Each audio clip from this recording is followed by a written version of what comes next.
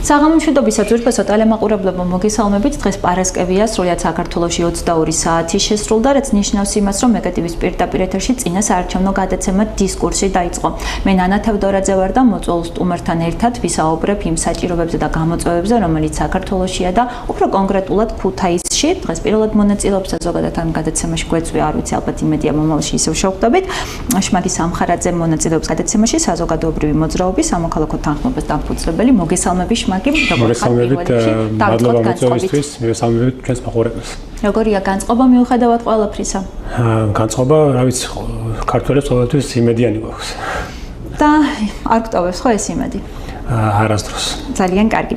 პირველად მონაწილეობ, როგორც უკვე ვთქვით, ჩვენს გადაცემაში, თუმცა თქვენს აქტივობებს სოციალური ქსელის მეშვეობით ვადევნებთ თვალყურს და საინტერესოა რიგითი მოქალაქის თვალით დანახული საჭიროებები და გამოწვევები, რომელიც მე ვფიქრობ, როგორც ასევე რიგითი მოქალაქე, მრავლად არის წარმოდგენილი სრულიად საქართველოში და მათ შორის უზღვავად ქუთაისში, რომელიც დაცარიელდა და ჩემს ირგვლივ და დარწმუნებული ვარ თქვენს ირგვლივ არიან ადამიანები, ვინც ყოველდღიურ რეჟიმში ცდილობენ მოიძიონ თუ რა ხდება საქართველოს ფარგლებს გარეთ, რაც შეიძლება დასაქმდნენ და რაღაც ცხოვრებისეული ასე რომ ვთქვათ, კეთილდღეობა გაიუმჯობესონ. ძალიან სამწუხაროა ეს ყვავილი, რომ ქუთაისში შეინიშნება ადამიანების სიმცირე და იმ აქტივობების, რომლებიც წლების წინ შეიძლება უფრო მეტი იყო. მოგესალმებით კიდევ ერთხელ, დავიწყოთ იმ თემით, რაც ეხება არჩევნებს 4 ოქტომბერს. ადგილობრივი თვითმმართველობის არჩევნები გაიმართება. როგორ აფასებთ თქვენ აი ამ არჩევნების არს, მით უფრო იმ პოლიტიკური, ასე ვთქვათ, ვითარების ფონზე, რაც გვაქვს საქართველოში და ადგილობრივი თვითმმართველობის როლი როგორ წარმოგიდგენიათ რიგითი პრობლემების გადაწყვეტის პროცესში? დიახ, სამწუხაროდ ჩვენ ვართ ესეთი რეალობის წინაშე აღმოჩნდი, როდესაც არ გვაქვს დაუშვათ მიუხედავად იმისა, თუ რა ხელისუფლებები იყო აქამდე, თუნდაც ამ ხელისუფლების პირობებში, ყოველთვის არჩევნების წინ შეიგრძნობოდა რაღაც აქტივობა და ყოველთვის იყო მინიმუმ იმის განცდა, იმედი, რომ ვიღაც ძალას დაამარცხებდა. თუმცა ახლა არის გამორჩეულად ცოტა უცნაური არჩევნები, ეგრეთ წოდებული, იქიდან გამომდინარე, რომ ყავს არაპროპორციულად ბევრი დაკავებული პარტიის ლიდერი, ბევრი პარტია უარს ამბობს ამ არჩევნებში მონაწილეობაზე. სულ რამოდენიმე დღის წინ ვიხილეთ, რომ ორი მსხვილი გაერთიანების და პარტიის ერთი გაერთიანების პარტიის ლიდერები გამოუშვეს ციხიდან, ხოლო მეორეს გახარიას, ასე ვთქვათ, ემუქრებიან დაჭერით, ხო? და ვართ ესეთი ვითარებაში, როდესაც დამკვირვებლების სიას რო გადავხედოთ, არის ასე ვთქვათ, მსგავსი დამკვირვებლები არის ბელარუსის არჩევნებზე, ძალიან გვიან უთხრეს უთოდირს დამკვირვებასთან დაკავშირებით და ისინი ვერ ასწრებენ ჩამოსვლას და რა ვიცი, რაღაცნაირად ვართ ესეთი ვითარება. ეს რასაყენებს, როგორ ფიქრობთ, აი დამკვირვებლების იმ ქვეყნების ჩამონათვალი, რომლებიც ვიხილეთ, ხო, რომელი ქვეყნიდან გვეწვევენ და ეს რასაყენებს, ანუ რისი თქმა გინდა? ანუ ჩვენ ახლა მარტივად რო შევხედოთ, ანუ ჩვენს წარმოდგენაში ესე არის ზოგადად, რომ დასავლეთის ქვეყნებში არის უფრო დემოკრატიული პროცესები, უფრო განვითარებული ქვეყნები არის და როცა ჩვენ ხედავთ, რომ ეს დამკვირვებლები ჩამოდიან დაუშვათ იმ ქვეყნებიდან, სადაც ამ ხრივ არის პრობლემები ადამიანის უფლებების მხრივ, დემოკრატიზაციის მხრივ, იქნება ეს ხა, რა ვიცი, როგორ დაუშვათ ახლა ავიღოთ აი დამკვირვებელი, რომელიც ჩამოდის ბელარუსიდან. ქვეყანაში, სადაც ალბათ სამი თაობა შეიცვალა და ერთი და იგივე მმართველია და რა ვიცი, უამრავი პოლიტპატიმრები სხვადასხვა ახლა გამოუშვეს 52 პოლიტპატიმარი, ისიც ამერიკასთან რაღაც შეთანხმების ფონზე. თუმცა თავარი აქ ის არის, რომ მოსახლეობაში არის დაგროვილი დიდი ასე ვთქვათ, უკმაყოფილება, წინააღმდეგობა ხელისუფლების მიმართ, გამომდინარე იქიდან, რომ მოსახლეობის უმრავლესობა ბოლო კვლევებით, ხო, კავკასიის კვლევის ცენტრი იყო, 78%-მდე თვლის, რომ თუ კი უვიზო გაუქმდა, ეს იქნება, ასე ვთქვათ, დამაზიანებელი. 51% იყო ადანაშაულებს თამაში ეგრეთ წოდებულ ქართულ ოცნებას, მართლ გუნდს, ბიზნესმენებს და 74% ამბობს, რომ ემხრობა, კვლავ ემხრობა ევროინტეგრაციას. ანუ ისეთ ფორმით განსაკუთრებით ამ ქალაქში, ქუთაისში, რომელსაც ყველაზე ჩვენ ნახეთ სტატისტიკური მონაცემები, ბოლო 5 წლის განმავლობაში ვარ პირველ ადგილზე, ყველაზე მეტი ადამიანი აქედან 12000 ადამიანი წავიდა ქუთაისიდან. ბოლო 10 წლის განმავლობაში 100,000-მდე ადამიანმა დატოვა იმერეთი. და კიდევ არის მონაცემები, რომ განახევრდა ასე ვთქვათ, შობადობა იმერეთის რეგიონში და ამას ემატება ის, რომ პირველად თუ არ ვცდები 100 წლის განმავლობაში საქართველოში დაიბადა 40,000-ზე ნაკლები ბავშვი. ეს იყო გასულ წელს. ანუ ასეთი კატასტროფული თან ეს ყველაფერი იმის გათვალისწინებით, რომ შემოვიდა 257,000 ასე ვთქვათ, უცხოენის მოქალაქე, რომელიც აქ დარჩა. ანუ ჩვენ ახლა სტატისტიკაზე გვერდზე რო შევიდეთ, არის ესეთი მონაცემები, რომ წლის განმავლობაში რამდენი გადის და რამდენი შემოდის. და აი ეს 257,000 არის ადამიანი, მაგალითად შეიძლება შემოვიდა მილიონი, გავიდა 800,000, შეიძლება ანუ ჯამში რო დათვალოთ, ხო გამოდის რომ 257,000 ეს 1000 დარჩა ამ ქვეყანაში, რა მუდმივად და დავამთავრებ ახლა ეს ნაჩვენებელი ემატება იმას, რომ 20,000 იყო სამოგეხო 20,000 და 257,000-მდე გაიზარდა. მაგრამ ეს ემატება იმას, რომ იგივე მონაცემებით ემიგრაციის მაჩვენებლებით ბოლო 10 წელში 300,000-მდე ადამიანი მუდმივად დარჩა უცხოეთში. ეს შეიძლება 1,5 მილიონი გავიდა, 1,200,000 შემოვიდა, ანუ ეს მოძრაობა ხო მიმდინარეობს, მაგრამ რამდენი რჩება ყოველწლიურად, ანუ ესეთი დინამიკა გვაქვს, რა კატასტროფული მაჩვენებლები. გამოწვევ მიზეზებზე ალბათ გიფიქრიათ, ხო, როგორც ერთი რიგითი მოქალაქე, რა იწვევს ამ ყველაფერს და პრობლემის მოგვარების გზები როგორია თქვენი თვალით დანახული? დიახ, მაგალითად ერთ-ერთი პრობლემა არის ის, რომ რო არ შევეხო ახლა მოდი თანამედროვეულად გავყვეთ, ხო? ძალიან ცხადია. ანუ ერთ-ერთი პრობლემა არის ის, რომ ჩვენ დაგვჭა აი სისტემა, სადაც არის ერთი დიდი ქალაქი, ეს საბჭოთა კავშირის დროს ესე გაიზარდა, არის ჩვენი დედაქალაქი თბილისი და მოხდა ის, რომ დასავლეთ საქართველოში, ანუ პარალელურად პროპორციულად რომ არა, თუნდაც ოდნავ მაინც ისეთი ქალაქი ძლიერი არ შეიქმნა, რომელიც იქნებოდა დაუშვათ, არ არის საუბარი ხა მილიონზე, მაგრამ იქნებოდა დაუშვათ 400,000-5,500,000 მილიონამდე ქალაქი, რომელიც იქნებოდა სრულფასოვანი და ადამიანები, რომლებიც მიდიან სამუშაოდ და სასწავლებლად, არ დარჩებოდნენ თბილისში ან უცხოეთში. ასეთი რაღაცა არ მოხდა. ასეთი ფუნქცია ისტორიულად დასავლეთ საქართველოში ყოველთვის ჰქონდა, რო გადავხედოთ ქუთაისს. კი გასაგებია, რომ ბათუმი, ასე ვთქვათ, იზრდება, ეს სტრატეგიულად გასაგებია, ეკონომიკურად გასაგებია, გამომდინარე იქიდან, რომ არის ავტონომიური, ასე ვთქვათ, რესპუბლიკა, რომელიც ესაზღვრება თურქეთს და ეს ჩვენს ინტერესებში, ეროვნულ ინტერესებში, რომ ბათუმი იყოს წარმატებული და ასე ვთქვათ, არა მხოლოდ თურქეთთან მესაზღვრეობის გამო, არამედ იმის გამო, რომ დაინახონ ჩვენმა თანამემამულეებმა ოკუპირებულ ტერიტორიებზე, სოხუმში და სხვაგან, თუ როგორ შეიძლება დაუშვათ დასავლურმა არჩევნებმა გამოიწვიოს განვითარება. მაგრამ ამის პარალელურად არ შედგება, არ გამოვა დასავლეთ საქართველოში ეკონომიკის აწყობა, თუ კი არ იქნება ერთი საშუალოდ მაინც ძლიერი ქალაქი. და ამ ძლიერი ქალაქის ფუნქცია შეუძლია ეთავისოს მხოლოდ ქუთაისს. ასე იყო ისტორიულად, თავისი გეოგრაფიული მდგომარეობიდან გამომდინარე, კულტურული, ისტორიული წარსული. მაგრამ ჩვენ ყოველთვის რატომღაც სამწუხაროდ წარსული თუ ამაყავთ და აწმყოში ძირითადად არც არაფერი არ ხდება. პარლამენტის სტატუსის დაკარგვამ რა დააკარგვინა ქალაქს? რას მოგვიტანდა? ნახოთ ახლა სიტყვაზე შემოგთავაზეს უნივერსიტეტი, ხო? დიახ, კარგით ახლა რო გადავხედოთ სიტყვაზე, ბოლო ივანიშვილის მმართველობის პერიოდში ქუთაისი დატოვა 40,000-მდე ადამიანმა.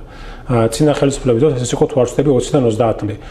90-იანებში ვიცით უფრო მეტი იყო 50-მდე, იმიტომ რომ სამოქალაქო ომი იყო, რა ვიცი, ყველაფერი დაგვენგრა თავს და უმეტესობა წავიდა ემიგრაციაში.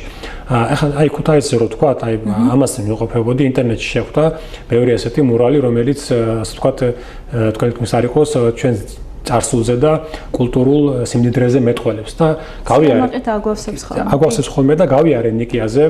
დავათვალიერე და ეს მურალები ხო არის ახლა იქ რაღაც არის აუშვათ ქუთაისის წარსული, იქ რაღაც ბერძნულის დავინახე, კულტურის სიმდიდრე დავინახე. ყველაფერი ლამაზია, მაგრამ ამის მიღმა, ამ მურალების მიღმა რო დავაკვირდეთ, აი მარტივად ნიკიას მაგალითს. ხო ეს ხალა ნიკიას მაგალითს აი ყოველად აი ნებისმიერ გეგონებათ, რომ სადღაც არის ხად იმას არ გავს, მაგრამ სექტორ ღაზაში გეგონება თავი იმდენად მოუწესრიგებელი არის. გინ ინფრასტრუქტურა, გინ რა ვიცი რაღაცა მიუსაფარი ცხოველები იქნება, ასე ვთქვათ, ნაგავი იქნება სხვა.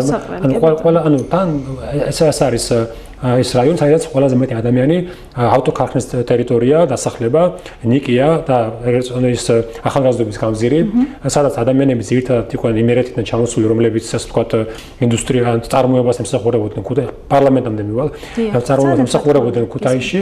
ძირითადად ეს ადამიანები, რომლებიც 90-იანებში აღმოჩნდნენ, ასე ვთქვათ, სრულად მარტო, ამ ადამიანებში არის ყველაზე დიდი ემიგრაციის მაჩვენებელი.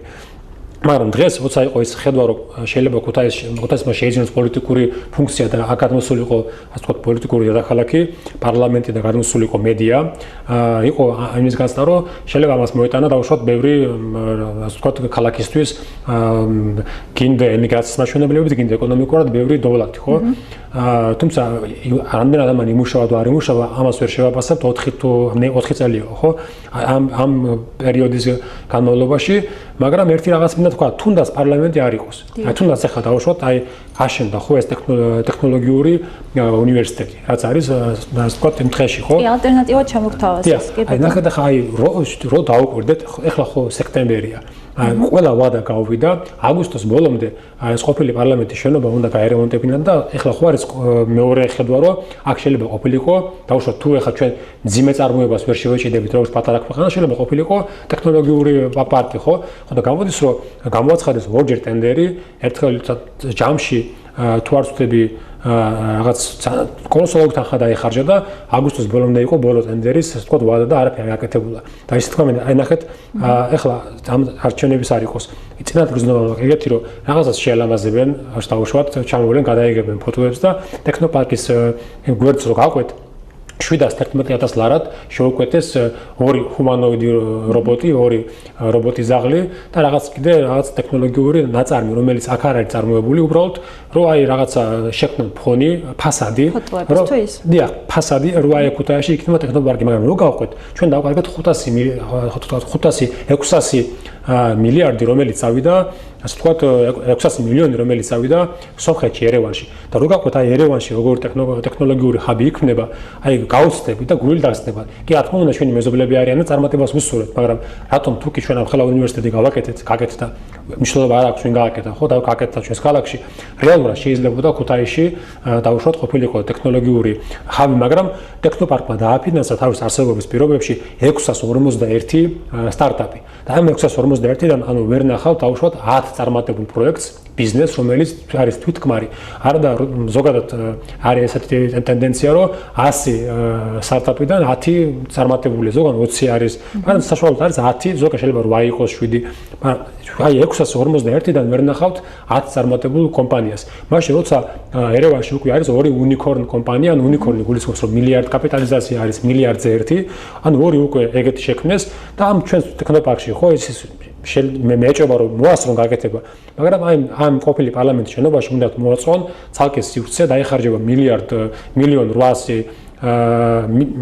800,000 მოსაწყობად ევრო. ამ სომხური სასწავლო ცენტრი არის ტუმო.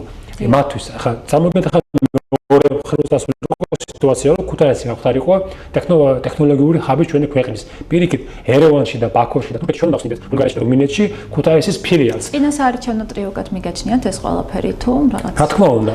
ანუ ეს დაპირებები, რომელსაც ჩვენ ვისმენთ და ბრძანა იქნა, რომ ცოტა უცნაურ არჩევნებსაც მოვესწარით, ხო, ჩვენი თავობა, რაღაც ბევრი პოლიტიკური ამბის მომსწრეები ვართ და რაღაც განსხვავებული არჩევნების. ეს ანუ ერთი არის დაპირებები, პოლიტიკური პარტიების ფიგურების გადაადგილებები ერთი პარტიიდან მეორეში. მოდი ამ მრჩევლაზეც ისაუბრეთ და საზოგადოების დამოკიდებულება. აი ამ პოლიტიკურ მოვლენებში როგორ ვარ ჩვენ ჩართული? ნიჰილიზმი სამწუხაროდ. აი რას გულისხმობ? ნახეთ, აი მე მაგალითად ეხა აი გუშინ დავუშვა დამიკავშირდნენ ჩემი ასე ვთქვათ ერთი იმერეთში ძირითადად ესე ვართ რომ დედული და მამული არის შემოგარენში, ხო? დედაჩემი სხვა რომელიც არის მერაბ დვალიშვილის ასე ვთქვათ ჩვენი სამაღო სპორტსმენის დედაჩემი დვალიშვილი, აი სოფელი ამ იქაც აი ნახეთ რომ შეხედოთ სულორში დიხაშხოში აი ამ ვანის რაიონში ხო არის უნიკალური სიმდიდრე, ისტორიით ავიღოთ, წყლებით ავიღოთ, ხაერით ავიღოთ და სოფლის მეურნეობა იქნება, ანუ ძალიან ისეთი ბუნება არის, ხო? იქ არის კურორტი, სპორტსმენებითაც გამოვირჩევით, ასე ვთქვათ, და ნიჭიერი ხალხი ცხოვრობს, ხო? ელემენტარულად ისე თქვა მინდა, რომ ანუ ამ ყველაფერს მოსახლეობას რო შეუქმნათ პირობები, ეს შეიძლება გავდეს ახლა რაღაც პოლიტიკოსის დაპირებებს, რომლებიც იძახიან, რომ ყველაფერში დამნაშავე არის თავრობა და მე თუ მოვალ შექმნი პირობებს, მაგრამ ამ ყველაფერს თავი რო დავანებოთ ელემენტარულად, ხო? აი ახლა რა უნდა იმას, რომ დავუშვათ რა უნდა იმას, რომ ადამიანებს უბრალოდ ხელი არ შეუშალოთ. უბრალოდ აი რატო უნდა იყოს იმერეთში ჩვენს რეგიონში, სოფლებში წყლის პრობლემა.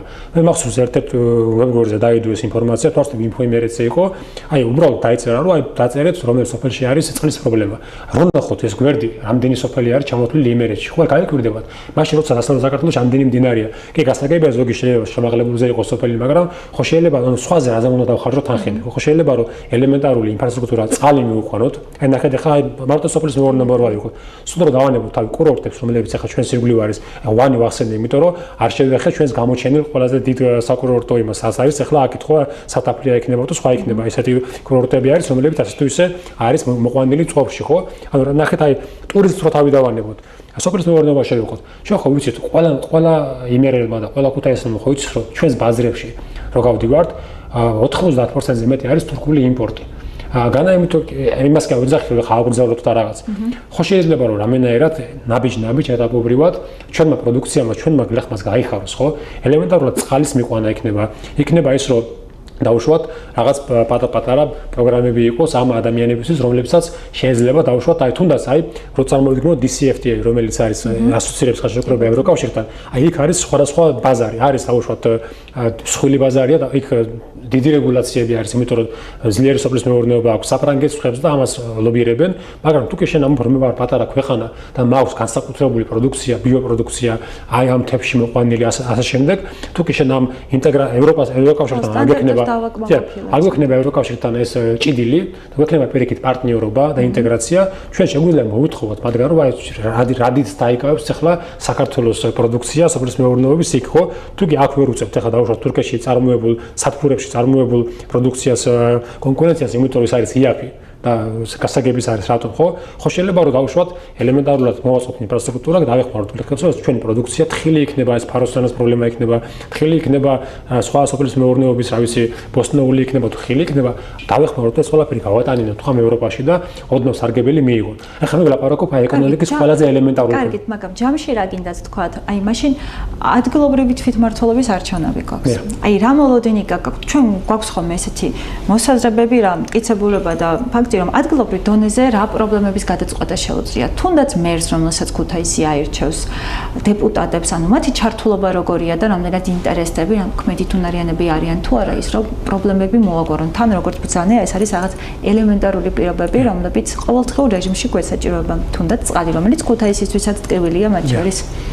ნახეთ, აი ძალიან კარგი შეკითხვა ხა, მაგალითად მე სიტყვაზე რო თქვა დეტალურად ეგ საკითხი ხო ამის რომც ვიცოდე ამის დიდი უფლებაც არ მაქვს მაგრამ ზოგი რა ვიცი როგორც იგივე მოქალაქის რამე როგორც იგივე მოქალაქის ხა რამოდენიმე თვე აქ ცხოვრობ ან მე შემიძლია ერთი რაღაცა თქვა რასაც ახლა ვისმენ ადამიანებისგან არის ის რომ როგორ გითხრათ ნახეთ ახლა სიტყვაზე აი რაღაც ეტაპზე ჩვენ სახელმწიფოში აუცილებელი იყო ცენტრალიზება ძალაუფლების ამის მოთხოვნა იყო საზოგადოებაში იმიტომ რომ იყო კრიმინალი იყო სამოქალაქო ომი იყო რაღაც სხვა დაჯგუფებები სხვა რაიონებში თუმცა იმაშინაც კი რო წარმოვიდგინოთ ახლა აი მაგალითს ვახსენებ მაშინაც კი როცა მერი ინიშნებოდა ქუთაისში თუნდაც შაშია ხო ყველას ხსმენი შაშიაში მაშინაც კი იმ მერს ბევრად მეტი უფლებები ჰქონდა რაღაც საკითხის მოგვარებაში, ხო? ეხლა მე იმას ვიზახი, რომ ეხლა ხო არის არჩევითი, მაგრამ სამწუხაროდ დღეს არჩევით მერს არ აქვს იმდენი გასაქანი და უფლება ანგარიშვალდებულება მოსახლეობასთან, რომ მან პირადად აი ეს პრობლემები გადაჭერს და ეხლა გავხსნი რას გულისხმობ. იმდენად დამოკიდებულები არიან ცენტრზე. ნახეთ როგორ სიტუაცია პარტიული პოლიტიკა არის სამწუხაროდ ისეთი ამ ქვეყანაში, რომ ეს პოლიტიკოსები არიან მიჯაჭვული არა ამათ ლეგიტიმაციას ესენი ელოდებიან ლეგიტიმაციას არა მოსახლეობისგან, არამედ კაბინეტებისგან, სადაც რაღაცეები ხდება. ეს სხვადასხვა იგივე ხდება ხოლმე ოპოზიციურ პარტიებში. პოლიტიკოსები, რომლებიც არიან, მათ იციან, რომ მაგალითად რომელიღაც პარტიაში აი ამ კაბინეტში, ამ კარების მიღმა 5-10 კაცი იღებს წერს პოლიტიკას. ამიტომ მისი ამოცანა არის, რომ ამ 5-10 კაციდან რომელიღაცას მოაწონოს თავი. უხეშად რო ვთქვა რა. მაშინ როცა აი ახლა უყურებ ხოლმე და რა ვიცი ამერიკაში რაც მოხდა ხო ეს საშინელი ტრაგედია მოხდა მაგრამ რო უყურებთ ამერიკის წინასაარჩევნო ადგილობრივ არჩევნებს ხო აი როგორ დაიფიქსო ხა გეტირება იმიტომ რომ კაი გაგებით რომ აი ადამიანები უბრალოდ დადიან რაღაც მოსახლეობაში არიან ხალხი ელაპარაკება ხალხს ელაპარაკება ყველაფერს ანდობს, მე იქ ადგილზე მიმდინარეობს, ასე ვთქვათ, ორატორების შერჩევა პოლიტიკოსების, ხო იყოფიან ორად არის დემოკრატიული რესპუბლიკელები, ხო? აქეთ ახლა დემოკრატიის მხარეს არის ცენტრიდან დაწყებული ულტრამემარცხენები და აქეთაც იგივე არის. ანუ აქ რო შენ თავი დაემკვიდრო, იმდენად უნდა მოიპოვო ნდობა მოსახლეობაში, იმდენად რომ წარადგინო შენ პროგრამა, ჩანაცვლა იქნება სოფლის მეურნეობა, პოლიტიკა, აი რო უყურებ, ხო? აი ფიქრობ რომ როდის ეღირსება ჩვენი ხალხი, რომ ეს ყველაფერი მოხდეს და რატომ, იცით, აი თავარი რატომ პოლიტიკოსებზე კარგად, რომლებიც თბილისში არიან, თითქოს მიმდინარე კაბინეტებში, ყველაზე კარგად ადგილზე. აი მე ახლა თითქოს ჩავედი, ჩათურაში ვიყავი, საერმეში ვიყავი, ვანში და დავდივარზე სტაფონში და ვიყავი, ხაც ბევრი პრობლემები არის, ხო? ადგილობრივ რო გაესაუბროთ, წყალტუბოში ვიყავი, ახლა ამას ძალიან დაინტერესებული ვარ. უბრალოდ ერთადერთი რაც ვაკეთებ, არის ვესაუბრები ადამიანებს რო გავიგო რა. აი მე რო წარმოდგენა არ ქონდა. რა არის მათი სურვილი? რა პრობლემებზე საუბრობთ? თავიდან ბოლომდე პუნქტობრივად ადამიანები დაგილაგებენ თუ რა არის გასაკეთებელი და ძალიან ცუდი არის აი გულზე ხდება ხოლმე რომ ამონათებენ თითქოს ესენი არიან გაუნათლებლები რაღაცა აი ხალხის გალანძვა ხო ეს მოდის აი ხო იცი რაღაც ხო იცი აი ბოდიში რაღაც იგონებენ რაღაც ზარმაცი ხალხი ვართ არავითარი ზარმაცი ხალხი ქართველები არ ვართ იმიტომ რომ ჩვენ ავიღოთ რაც როგორ მუშაობდით მანამდე აი ამ მომენტიდან როგორ მუშაობთ ჩვენი ემიგრაცია ხო ამით დავწმუნდებით ვინც არის ემიგრაციაში ნაყოფი ეს გმირობის ტოლფას ეოს ადამიანები დღეში 15 საათი მუშაობენ კვირაში 7 დღე იმისთვის რომ აქ საკუთარ ოჯახებს შეუქმნან სახლი პატარა ბიზნესის დასაწყებაში დაეხმარონ და გადაარჩინონ ოჯახები რომელსაც ახლა ვიზასაც უკეთავენ და იმოსვლად შეწყდება ხო ხო აი ეს ველაპარაკოთ აი სოფლის აი ნებისმიერ ადგილას დაწყებული წყლის პრობლემა იქნება, აი არჩევითობა იქნება, აი არის კიდე დაუშვათ აი ესეთი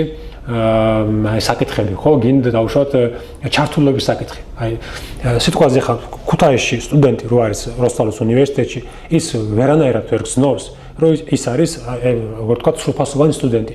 იმიტომ რომ მე სტუდენტი ვიყავი, მახსოვს სტუდენტური ცხოვრება რა არის, მომთო განათლება ხო არ არის. ანუ განათლება ერთია და არის კიდე პროგრამები, ხო? პროგრამები მეორე არის კიდე მესამე სოციალურად, კულტურულად ან პოლიტიკურად თუ სპორტი იქნება, კულტურა თუ სოციალურად ამდენად აქტიური ხარ და სარწმუნოებს საკუთარ თავს. საზოგადოებაში, იმიტომ რომ ახალგაზრდებს აქვს განსაკუთრებული როლი გამომდინარე იქიდან, რომ ოჯახები და ხო გადიან. ოჯახში სოციუმი არის აწყობილი ისე, რომ დაუშვათ 18 წლამდე პასუხისმგებლობას იღებენ მშობლები. როგორც კი ადამიანი აღწევს 18 წელს და მიდის სასწავლებელს, სამყაროში გადის და მას უნდა იპოვოს საკუთარი ადგილი ამ სამყაროში. და ჩვენ ახლა ქუთაისში ვავიღოთ, აი რომ მოусმენთ, ხო? გული დაგეწევათ. იმდენად არ არის დაუშვათ მარტი ჩართულობის პროგრამები. კი, შეიძლება ეკონომიკა არ არის იმ დონეზე, რომ შეთავაზოს მათ, ასე ვთქვათ, ხელფასები, რომ ისინი დასტაგვდნენ და მე ეს თანხები მოახმარონ თავის აქტივობას, იქნება ეს რაღაცა გართობა იქნება თუ განათლება. საჭიროებები რომ საჭიროებები არ არის, მაგრამ სახელმწიფოს მხრიდანაც არ არსებობს აი ესეთი, ასე ვთქვათ, თუ კი არსებობს რაღაცა, არის ძალიან მიკერძოებული და ძალიან ერთპარტიული. შმაკი, თქვენ გამოეხმაურეთ იმ ვიდეოს, სტუდენტები ახსენეთ და ამ მომენტივდები და გონებაში თუ ფიქრობ აი ეს მონაკვეთი ჩემი გადაცემიდან დღესაც აქტუალურია. ბატონი ომარ ნიშნიანის ის სტუმრობას გულისხმობ, როცა სტუდენტებს და იმ ადამიანებს და თან ბრძანა რომ ჩემი სტუდენტები ცოტგანანო აქციაზე მანქურთებიო და უსამშობლობიო და ასე შემდეგ, ხო? აი დღეს რაში და როგორ გამოიხატება თუნდაც უნივერსიტეტის როლი, სწავლის ხარისხი რამდენად არის იქ თავისუფალი გარემო როგორ ფიქრობ? დიახ, ნახეთ ახლა პირდაპირ რო თქვა, ჩემი პასუხი შესაძლოა იმ ვიდეოში ცოტა ესეთი იყო ძალიან ესე ვთქვათ პირდაპირი, მაგრამ რატომ იყო ეს პირდაპირი, ეს მინდა რომ ახსნა. აი იმდენად რაც ახლა აქამდე მოვაყოლე საუბარს, ხო, სტუდენტები, რომლებიც ცდილობენ რაღაცა თავისთავად იპოვონ, გამოჩნდა ერთ-ერთი საკითხი, რომელიც მათ ჩათვალეს, რომ ეს უპირისპირდება მათ არჩევანს, ცივილიზაციურ არჩევანს, ქუთაისში იმყოფებით, აი კოლხეთი, ანუ აქ იყო ჩვენი ცივილიზაციური არჩევანი, საბერძნეთი და ხოთაშორის აქედან მოდის ყველაფერი, რომ ჩვენ ბერძნებს ვეძახით, ამ ხალხს მარტო ქართველები ვეძახით, ხო? ამ ხელა ცივილიზაციური არჩევანი ჩვენ გქონდა, წინაპრე ქრისტიანული სახელმწიფო ვართ, რომელიც ასე ვთქვათ, დასავლური ცივილიზაციის ნაწილი არის, ხო? და ამას ყველაფერს რო ვიცავ, გამომდინარე და რატომ ამობეხა, რომ აი სადღაც გამოჩნდა ეს ადამიანები გამოვიდნენ რაღაც გააპროტესტეს ახალგაზრდებმა და აი ამ დიდი ადამიანი, უფროსი ადამიანი, რომელიც უნდა იყოს ახალგაზრდების ასე ვთქვათ, პირიქით სტიმულის მიმცემი, როგორც ახლა, რა ვიცი, ყოველთვის ესე იყო, ხო? გელათის ისე რა ქვია, სასულიერო აკადემია იყო და პირველი ერთი უძლიერესი სასწავლო ეს იყო, რა ქვია, ცენტრი იყო და სავლოცავი, ხო? დავით აღმაშენებლის მემკვიდრეობის და დღეს ვხედავთ, რომ ამ გელათში რაც ხდება, როგორ განადგურდება ეს გამოსახულებები და აჯარიმებენ აქეთ ადამიანს, რომელმაც სტუდენტს, რომელმაც გოგონას, პატარა გოგონას, რომელმაც რაღაცა სისხლი აუდო და რაღაცა დაწერა ბანერზე, ხო? და აქეთ როცა ჩვენ ფრესკები და ეს რაღაცა საუკუნოვანი 10 საუკუნის და 5 საუკუნის და ასე შემდეგ გამოსახულებები ეს ნადგურდება, ამაზე გამოძიებას არ დაწყებული თუ მისი კორუფციული სქემების ბრალი ეს ყველაფერი და ბატონ ომარ ნიშნელის ეს იყო ჩემი პასუხი, რომ ახალგაზრდებს თავი დაანებოს. ახალგაზრდებში არ არის პრობლემა არის იმაში, რომ ადამიანები ახალგაზრდები პირველად დაიცვეს საკუთარი, ასე ვთქვათ, ცივილიზაციური არჩევანი და ჩათვალეს, რომ ევროპა არის ჩვენი სახლის, ჩვენი ეროვნული ინტერესი არის ჩვენი ტერიტორიული მთლიანობა და ევროინტეგრაცია და ამის გამო მათი დამონათება უსამშობლო დაუძახო ადამიანს, რომელიც ირჩევს ევროპას ქუთაისში. ეს არის ჩემი აზრით ძალიან დიდი შეცდომა მისი მხრიდან და ასე ვთქვათ, ეს უნდა გაითვალისწინოს, თუ რა თავისი სტუდენტები აუჯანყდებიან. შმაგი, ვინ უწყობს ან რა ძალები უწყობენ ხელს საქართველოში იმ მოსაზრების გავრცელებას, რომ ევროპა ასოცირდება ყოველივე ცუდთან, გარყვნილებასთან, უწესობასთან და ასე შემდეგ? ეჭვის არ მეპარება, გამომდინარე იქიდან, რომ ჩემი ოჯახიც არის ემიგრაციის ოჯახი, მე 90-იანი წლებიდან ქუთაისიდან ცხოვრობდი ახალგაზრდობის გამზირზე და ჩემი სამეზობლო ახლა რა ვიყო 9 საათულიანი ბინა არის. ნახეთ, ანუ უმეტესობა წავიდა საბერძნეთში, დედაჩემიც იკაპირებდა, იმიტომ რომ დარჩა ოჯახი სრულიად ისეთ რაც ხდებოდა. და მოხდა ის, რომ აღაჩემიც მუშაობდა, ვიყავი რუსეთში. აგვისტოს ომის მერე რუსეთიდან წამოვედი. ახალგაზრდა ვიყავი, რა დავენახე რაც ხდებოდა, ჩემთვის მიუღებელი იყო და წამოვედი, მაგრამ რატო ახსენე ახლა ეს ისტორია, რომ ერთ-ერთში, აი რაც რუსეთში ხდებოდა, ჩემ თვალწინებ ახალგაზრდა სტუდენტი ვიყავი, სკოლის მოსწავლე, ერთ-ერთში თქვა გადმოწერილი და ხანდახან მიშნდება ეჭვი, რომ განა ეს ადგილზე აკეთებენ ამას. მგონია, რომ ვიღაც კურატორები ყავთ, რომლებიც რაღაცა უთარგმნიან ამ ტექსტებს თუ რაღაც აწვდიან, იმიტომ რომ როგორ შეიძლება ახლა დავუშვათ აი რა ვიყოთ მარტივად აქვთ რამოდენიმე მიმართულება. ერთი არის აი რუსული პროპაგანდის, ერთი არის დავუშვათ კულტურული ნაწილი, ერთი არის რელიგიური, ერთი არის სოციალური და არის ასევე კიდე პოლიტიკური და ეკონომიური. აი რომ დავუშვათ მაგალითად დავუშვათ სოციალური ნაწილიდან, ხო? ამბობენ იმას, რომ დავუშვათ ევროპა არის რაღაცა უთანასწორობის და ჩაგვრის ეს რა ქვია სივრცე. ეხლა ერთ-ერთ გამოეხმაურე ვიდეო საფასურო ვიდეო ჩაწერა და არის პროფკავშირების ხელმძღვანელი თბილისში, მაგრამ ხმას არ იღებს აი ამ პროტესტზე და არის ყველას ეჭვი აუჩნდება, რომ შეიძლება ადამიანი რაღაცნაირად ან მართლა ამის ჯერას ლაპარაკობს, ან შეკრული არის ამ ყველაფერთან, ხო? ანუ ან ფინანსდება, ან არის, მაგრამ რას ამბობს? რომ თითქოს და ევროკავშირში გაწევრიანებით თუ ეს აღმოსავლეთ ევროპის ქვეყნებმა უფრო მეტი ზარალი მიიღესო. და რა ვიგოთ ნემარცხენელი გამომდინარე იდეოლოგიიდან, ხო? რუსეთში 1% მოსახლეობას აქვს 50%-ზე მეტი რესურსები. რუსეთზე მეტი უთანასწორო სახელმწიფო ოლიგარქიული კაპიტალიზმი თუ კი არსებობს, დედამიწის ზურგზე არსად არ არის. რუსეთში რო არის უთანასწორობა, რესურსების განაწილება, ისე არსად არ არის. რა თქმა უნდა, ევროპაში არის პრობლემები. ყველგან არის პრობლემები, ანუ არ არსებობს ისეთი სახელმწიფო დედამიწის ზურგზე, სადაც არის ყველა პრობლემა მოგვარებული.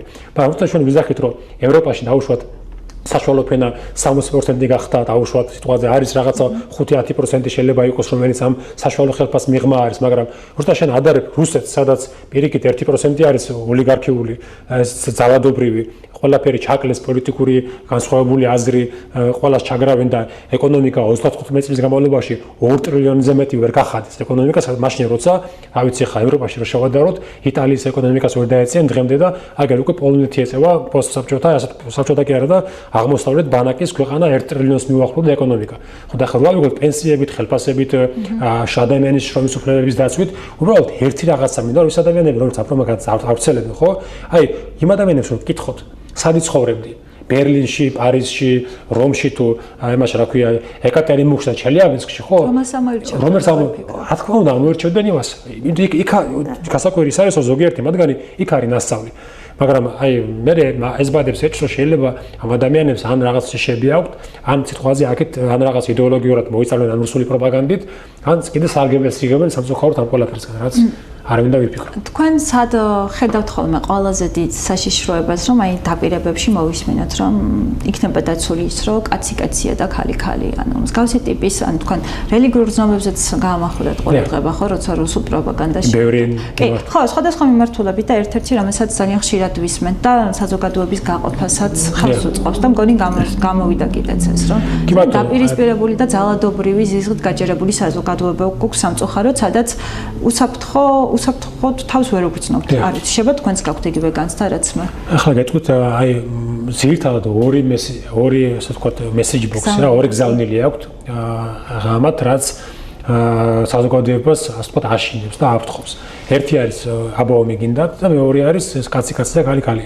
ეხლა აი ქუთაისში რო ამას ეთქვი ადამიანი ახლა ვიტყვით რას გულისხმობ რომ ოჯახის სიტმინდეს ვიცავთ. ქუთაისში სადაც ოჯახები, სადაც განახლებდა მოსახლეობა 235,000-დან ჩამოვიდა 125,000-მდე მოსახლეობის რაოდენობით. ქუთაისში ვავიქოთ რომ მიყვეთ ხო აი რა პროგრამები არსებობს სიტყვაზე ახალგაზრდა ოჯახების დასახმარებლად. ანუ რა გააკეთა ამ მართლმა პარტიამ ეგრეთ წოდებულმა ქართულ ოცნებამ რა გააკეთა იმისთვის რომ ქუთაისში ოჯახებს საკუთარი თავი ეგრეთ დაცულად და ქონდეს იმის გარანტია რომ აქ ოჯახები გრძნობდნენ რომ აქ შეუდათ იმუშაონ, ბავშვები იყოლიონ, ასე ვთქვათ საკუთარი ბავშვებისთვის ქონდათ უსაფრთხო გარემო და მე ესეთ განათლება და განვითარება.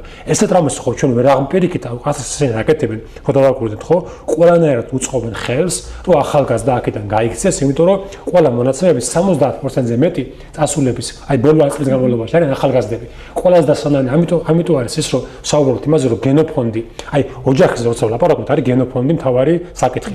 ჩვენ გენოფონდს შეეხება გენოფონდი რომელიც ზიანდება და 100 წლის განმავლობაში ჩამოვხდით 40,000-ზე ნაკლებ შობადობას. ქუთაისი არის პირველ ადგილზე, იმერეთში ამდენი შობადობა განახევდა, არავინ არ ზრუნავს აიმართლებით რომ ოჯახები იყვნენ ძლიერი და ესენი საუბრობენ ოჯახის სიწმინდეზე. ყურადღების გადატანას ემსახურება, როცა ოჯახის რა თქმა უნდა, ეს არის თუ აი თან კიდე აი ნახეთ ახლა ერთადერთი მესეჯი არის ის რომ თითქოს და მორალურად აი ევროპა არის გარყვნილი ამათი ტერმინოლოგიით და წმინდა არის რუსეთი ამათი ტერმინოლოგიით, ხო? მაგრამ ჩვენ ახლა ავიღოთ არ დავასახელებ სიტყვაზე პირდაპირ ავიწყი, მაგრამ ოჯახში სექსუალური ძალადობით რუსეთი არის ერთ-ერთი მოწინავე მსოფლიოში ოჯახებში. ჩვენ ვავიღოთ ახლა რუსეთში მაგალითად აი თუნდაც ხო არის იქ კანონიერად შეზღუდული აქვს ის რა ქვია ეს პროპაგანდა და რაღაც როგორც თვითონ ეძახიან ხო მაგრამ სინამდვილეში აი რუსეთში ხო აი მოსკოვში ყველა მესის რომ ყველაზე მეტი რა ვიცი აი რო შეხვიდეთ ეს ეგრეთ წოდებული არატრადიციული ორიენტაციის ადამიანების მომსახურების სფერო მოსკოვში რო არის აწყობილი საერთოდ არც არ არის და ყველა ერთ-ერთი ის იყო ცნობილი მომღერალი რომელიც მოკლეს ესეთი ჰიპ-ჰოპ შემსრულებელი რომელიც ამბობდა რომ რუსეთის დუმაში სახელმწიფო დუმაში არის იმდენი არატრადიციული ორიენტაციის ადამიანი რამდენიც არც არ არის რა პროცენტულად ნახევარზე მეტი ეგეთი არისო. ახლა ამას რატო ვიზახე რომ აი ამ მორალურ ნაწილში მიუთითებენ ამაზე, მაგრამ ერთი მთავარი რაღაც რჩებათ მხედველობიდან. ან ჩვენი ეკლესია, ქართული ეკლესია არის აი ისტორიულად არის იდგა ყოველთვის ორ რამეზე. ერთი ეს იყო ასე ვთქვათ მებრძოლი დააგებით რომ დამცველი. იმიტომ რომ ჩვენი ირგვლივ ძალიან დიდი პრობლემები ჰქონდა ბიზანტიის იმპერიის დაცემის შემდეგ და ჩვენმა ქართულმა ჩვენმა ეკლესიამ და ჩვენმა ხალხმა წინაპრებმა ეს ყველაფერი შეენარჩუნეს ჩვენი ეკლესიის და ჩვენი ხალხის სიძლიერით. ეს ერთი არის და მეორე არის ის რომ ჩვენი ეკლესია ქრისტიანული იყო ყოველთვის შემწყნარებელი. უმცირესობების წამოგეთ ახლა და რას აკეთებს ახლა რუსეთის პროპაგანდა რომ ამ ორ რაღაცას ურტყავს. ანუ აკეთებს ყველაფერს რომ ჩვენ ვიყოთ ასე ვთქვათ არამებრძოლი, ჩვენი დაცვაში ჩვენი ტრადიციების გელათის იქნება და სხვა რამე იქნება, არამებრძოლი და მეორე ვიყოთ შეუმწყნარებელი ყველანაირი უმცირესობების. იქნება ეს ახლა რო გადახედოთ ახლა ელემენტარულად ვიდეოს ჩავწერე მაგაზე რომ ვახვიდეთ ჭიათურაში რა გააკეთეს, რამდენი ადამიანი გააუბედურეს. აი რამდენი დაიჭირეს, რამდენი ცემეს და დღემდე არის პროტესტი, ხო? ახლა რო თქვა რომ სექსუალურმა უმცირესობამ დაჩაგრა ჭიათურალი მაღარუელი, ხო ყველას გაეცინება, ეგ და იციან რომ იქ არის უბრალოდ ადამიანი მიხაილ სოცკი, ხო რომელმაც ტყიბულში იგივე გააკეთა, ნახევარი სასახურიდან გაუშვა, იგივე საკეთებს ახლა იმაში რა ქვია ჭიათურაში და პირდაპირ გადაურიცხა ქართულს 200 თუ არ ვშტები რაღაც 200 მილიონ ლარამდე ქართულს.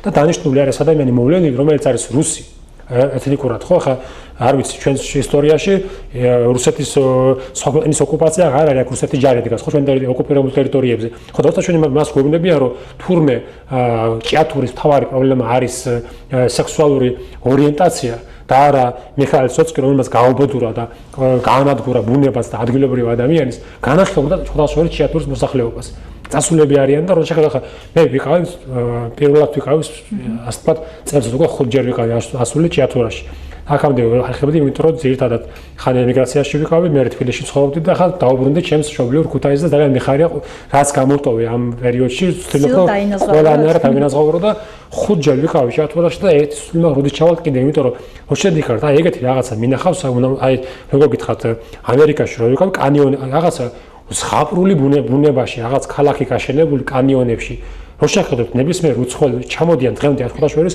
დასავლელი განვითარებული ქვეყნების ტურისტები სუსტად ჭიათურაში მედიან რუს ტურისტებს უფრო მეტად გართობა და ეს უყვარდა ბათუმი თბილისი მაგრამ ესეთი ადამიანი აი წყალტუბოს რომ ნახულობენ გიждდებიან წყალტუბოს ჭიათურაზე და რა ვიცი ხა ოჯახის განვითარებით როგორი პერსპექტივა აქვს წყალტუბოს მაგალითს იმ სანატორიუმებს რომლის დაპირებებსაც ვისმენთ ხო კი ეს ყველაფერი რას დაპირდა ყველაფერი უკან წაიღო და პირიქით რა ვიცი ესეთი აი შმაგი გამოსავალსად პოულობთ ხომ გაქვთ განცდა რომ ბრძანეთ რომ ემიგრაციაში გაატარეთ არაერთი წელი იქ თბილისში ცხოვრობდით და ახლა დაუბრუნდით ქუთაისს გაქვთ თუ არა განცდა რომ საზოგადოება გადაღლილი ამ პოლიტიკური დაპირებებით საიდანაც ალბათ 100-დან შეიძლება 2 შესრულდეს ან ჩვენი პოლიტიკური ველი როგორ წარმოგიდგენიათ როგორც ხელისუფლება ასევე ოპოზიცია რომ გითხრათ რამდენად ჯანსაღია ეს გეტყვით ჩემი მაგალითთან დავიცეთ და ვიტყვი რას აი გუწველად მე ჩემ თავზე მივხვდი და ესეთი განცდა მქონდა რომ რაღაცას მართმევენ ახლა ესენი ხო ამბობენ რომ აუსამშობლოები და რაღაც მოიგონეს ტერმინოლოგია აი პირდაპირ გეტყვით რომ ამ ყველაფერს რომ უყურებ გინ ემიგრაციით გინ ამ ადამიანების გაჭირვებით ჩამოდიოდი ხოლმე ყოველთვის აღდგომა იქნებოდა ერთ სოფელში მეორე სოფელში სხვადასხვა დღესასწაულებზე ქორწილი იქნება თუ რაღაცა ჭირის დღეები მაგრამ ის თქვა მინდა ამ ადამიანს ახლა რომ უყურებ და რომ უსმენ ჩემ თავზე მივხვდი რომ ან მე ბავშვობაში იქ სადაც მიხარო და სადაც ცხოვრობდი ამ ყველაფერს ვიღაცა მართმევს და რაღაცა მართმევს და ჩემ თავზე მივხვდი ერთადერთი გამოსავალს არ შევხედავ და იმედს რომ ადამიანები ესწორებენ უნდა დავიბრუნოთ როგორ საკუთარი თავიდან გამომდინარე ახლა მე სიტყვაზე იყო ესეთი ცხოვრებაში მქონდა ესეთი მომენტები რომ ევროპაში ვსწავლობდი და მუშაობდი ამერიკაშიც ვიყავი რაღაც პერიოდი რუსეთში ცხოვრობდი მანამდე უფრო ბავშვობაში მაგრამ აი თბილისში ცხოვრობდი ბოლოს მაგრამ რატომღაც მგონია რომ თუ ჩვენ გვინდა ამ ქვეყანაში რომ ყველამ ჩვენს მიდამოში ასე ვთქვათ შეიძლება ზოგადად სხვა გადავეცი მისი არჩევანია თუ გვინდა რომ განვითარდეს ჩვენი ქვეყანა ხო ელემენტარულად უნდა დავიწყოთ რაღაც აი დიდ დაცემას მოყვება აღმავლობა სხვანაირად ჩვენ გამოსავალი არ გვაქვს მე იმის წამს რომ ეს 35-33 წელი რომელიც აი ამ ჩვენმა ერმა იმ თავისი სულ აი წართმეული ქონდა სულიერებაც ინტელექტიც და ყველაფერი იმით დაახვრიტეს ჩვენი ყველაზე კულტურული ელიტა პოლიტიკური ელიტა და ყველაფერი ნულიდან სამწუხაროდ გამოუცდელობით ამ ხალა უზარმაზარი სახელმწიფოს დაპირისპირებით ამ ხალა პრობლემები კიდე კარგად მოვახციეთ მე ჩემი დაკვირვებით და ერთადერთი რასაც ახლა მე უყურებ არის ის რომ იმდინარეობს აი ეს დუღილი და გინდა ოპოზიცია იქნება გინდა ეს ერთწოდებული მართველი პარტია ანუ რასაც ხალხი უყურებს არის ის რომ კატასტროფულად ეცემათ ყოველდღიურად მათ მიმართ ნდობა და ყველა და რაღაც მომენტში კი ახლა მაგალითად მაგრამ ჩვენს ვითარებაში ახლა რო თქვა რომ ოპოზიციის ბრალია ეს ბოლომდე სიმართლე არ იქნება რატომ გამომდინარე იმიტომ რომ მათაც ასე ვთქვათ აი ამ იყო ჩამოსული წინა არჩევნების 20 არჩევნების შემდეგ ხო ჩამოვიდა შარლ მიშელი იყო ჩამოსული ესენი კი ბატონო შევალთ პარლამენტში შევიდნენ დაპირებები ჰქონდათ პროპორციულზე გადავალთ მე იყო დაპირება რომ არიქა იქნება კოალიციური მთავრობა რაღაცა და თვითონაც ახლა შეიძლება ის სათანადოდ ვერ იმუშავოს რეგიონებში როგორც უნდა ემუშავოთ და ეს შემთვალეთ ნახე სიტყვაზე მაგრამ როგორც ახლა და ამას შეიძლება ქონდეს მიზეზი ის რომ არა შეიძლება სათანადოდ დაფინანსება ან სხვა პრობლემა არ ვიცით სხვა პრობლემები ან დიდი წინააღმდეგობა აქვს მეორე მხრიდან მაგრამ ფაქტი ის არის რომ ამ ნორმალური პოლიტიკური ცხოვრების დღის წესრიგიდან ჩვენ ესენი არიან ამოვარდნილი მაგრამ ესენი თუ არიან ამოვარდნილი ამ დროს ხდება ის რაც მაგალითად მოხდა დაუშვათ როგორ დაიწყო უკრაინა მე მაიდანის მერე გულისხმობ მაიდანამდე არ გულისხმობ აი მაიდანის მერე თუ ვნახოთ ხო აი რო უყუროთ თუ აქ ნახე ეს ხალხის მსახური არის ესეთი სლოგან народа რომელიც სერიალი 2 სეზონია რომელიც ზელენსკის გუნდმა გადაიღო საიდან გახდა ზელენსკი პრეზიდენტი ხო აი პირველ სეზონს რო უყუროთ პირველი სეზონი არის მე უწოდები სარკე ან მოსახლეობას დაანახა თუ სად აღმოჩნდით რა იქ ყველაფერი იყო ნაჩვენები თავიდან ბოლომდე თან სხვა შორის რუსულადაც იყო პირველი და მეორე სეზონში ისკაც უკვე უკრაინულად გაუკრაინელებას და ამ პირველ სეზონში ამ სარკესთან ერთად ამ ზელენსკის თავარ რომელიც მასწავლებელი არის და შემთხვევით გადაუღეს ვიდეო და აღმოჩნდა ეს პრეზიდენტი ხო ანუ ეს იზრება ხოლმე დიდი დიადი წარსული პარალელურად თან ზდევს.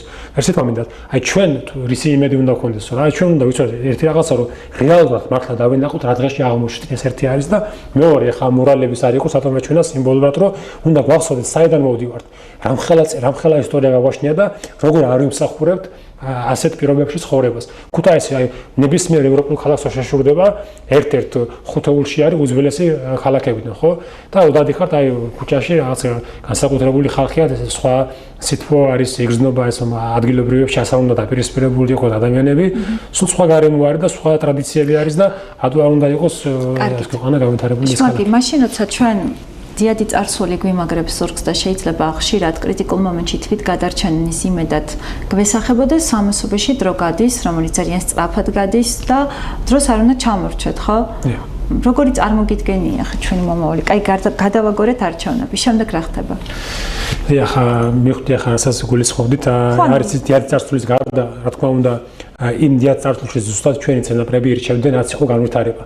რომ ნახოთ, ანუ ჩვენი თან როგორ იყო იცით, აი ისე კი არა, რომელიღაც ძალა სიტყვაზე მოვიდა და დაგვიყროდა რაღაც სხვა სხვების მოდიოდა სპარსელები, მონღოლები, არაბები, მაგრამ ჩვენ თუ კი ვიცოდით, რომ ჩვენი ცივილიზაციური კოდი არის აი ეს კავკასიური და ასე ვთქვათ დასავლური ცივილიზაციის ნაწილი, ანუ ჩვენ წინაპრები ამას ირჩევდნენ. დღესაც მაგალითად, ანუ ერთი არის რატო დავიწყე ახლა ამას საუბარი, ერთი არის დიადი წარსული, მაგრამ მეორე არის ის, რაც ინსტინქტურად ჩვენ ვზნოვთ.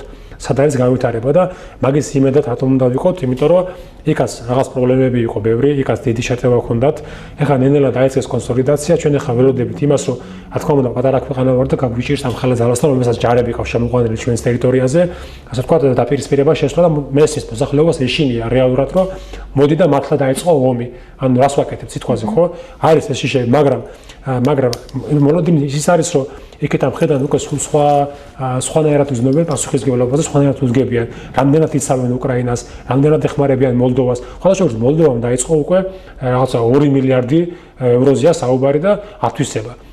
ჩასულები იყვნენ პირველი პირები და ჩვენ გვახსოვს ჩვენ მოწინააღმდეგე ვიყავით ამ პოსტაჩუთა სივრცეში, რომელმაც რაღაც რეფორმები დაიწყეთ და რაღაცა ინტეგრაციით ვიყავით ერთ-ერთი მოწინააღმდეგე, ასე ვთქვათ, სახელმწიფო და დღეს უკვე გულის წოდით უყურებთ, რომ სხვა ქვეყნები უფრო იცავენ ამ ყველაფერს და ჩვენ სხვაგან აღმოჩნდით, მაგრამ რატო ახსენე ის, რომ ჩვენ ეს მოლოდინი არსებობს ის, რომ ევროკავშირი იქნება თუ ამერიკის შეერთებული შტატები, ჩემი აზრით არა მხოლოდ ის, რომ ჩვენ გვჭირდება დასავლური ცივილიზაცია, ჩემი აზრით არსებობს იმის განცდა, რომ მათაც ძალიან კარგად ესმით თუ რა არის საქართველოს და საიდან მოდის ფორპოსტს გვეზახდა ჩვენ ცივილი აღმოსავლეთის და ევროპის, ასე ვთქვათ, დასავლეთის და ევროპის აღმოსავლეთ ფლანგზე. ქრისტიანობის მცველებს და ახლა მე გვეზახდნენ უკვე დემოკრატიის მცველებს და თუნდაც რომ რა ვიცი განვითარება იყოს და წესვლა იყოს, არ იყოს ავტორიტარული მმართველობა, არ იჩაგრებოდეს ადამიანი, არ იჩაგრებოდეს ასე ვთქვათ განსხვავებული ადამიანები, ხო? ეს ყველაფერი უნდა დაენახო, რომ ამ ყველაფრის ბურჯი, ასე ვთქვათ, ამ ვითარებაში აღმოსავლეთში ეს საქართველოს იყო ოდითგანვე და იმის იმედადაც ვართ, რომ მათი მხრიდანაც იქნება მეტი ყურადღება და რაღაცნაირად მოვახერხებთ ამ ყველაფრიდან ისე გამოსვლას, რომ მართლაც არ მივიღებთ აი ამ საზიზღარო ომს, ასაც ახლა ესენი გვაბრალებენ აბა ომი გინდაო, არავის აქ ომი არ უნდა. ამ ყველაფერსაც ავაცილებთ თავს ისე, რომ მივიღებთ გარანტიებს დასავლეთისგან ამის დიდი იმედი გვაქვს. მოგეთ, ძალიან დიდი მადლობა რომ იყავით ჩვენი სტუმარი, იმედია ისევ გვეწვევით საჭიროების შემთხვევაში და გექნებათ სურვილი, ბედნიერ დღეს გისურვებთ და დროებით დაგმიშტობებით მორიგ საერთაშორისო. ძვირფასო ტელემაყურებლობა, დღეისათვის გადაცემა დისკურსი ამით დასრულებულია, ბედნიერ უქმებს გისურვებთ, ერთმანეთს შევხვდებით სამშაბათს 22 საათზე, გადმოერთეთ მეგაზე და დარჩით ჩვენთან ერთად დროებით. ტელეკომპანია მეგატივის პირდაპირ ეთერში გადაცემა დისკურსი ბრუნდება. ვიყურეთ სამშაბათსა და პარასკევს 22 საათზე.